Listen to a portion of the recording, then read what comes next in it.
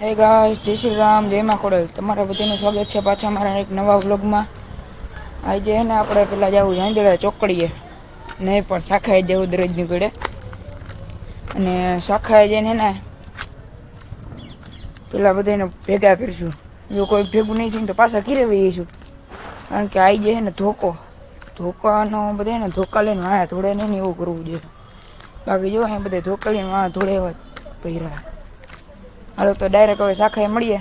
અમે પાછા શાખાએ પૂગી ગયા અને રસ્તામાં સબસ્ક્રાઈબર મળી ગયા જોવા બધા.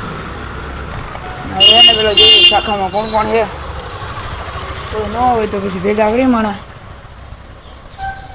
આયુષ,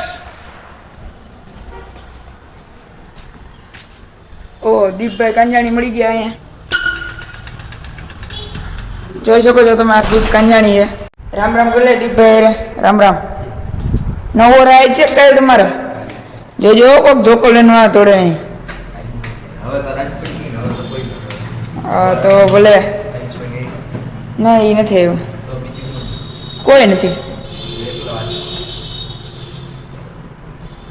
ગાઈસ, આ કૃણાલભાઈ આવી ગયા. રાઈટ કેટલા 6 વાગે એટલે હાથ થયા એ આયુષભાઈ. અને હવે હે ને શું કરવાનું હોય? કૃણાલભાઈ ફટાકડા ફોડે છે.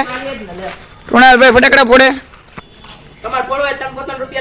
હા, અમારે બહુ ભીખ માંગો કા. હવે હે ને શાખાએ તો ખાલી દીપભાઈ કાંજાણી જતા. હવે રાત પડી ગઈ અને હું ઘરે જાઉં છું. આજનો લોકો અહીં પૂરો થાય. જય શ્રી રામ, જય માં ખોડલ.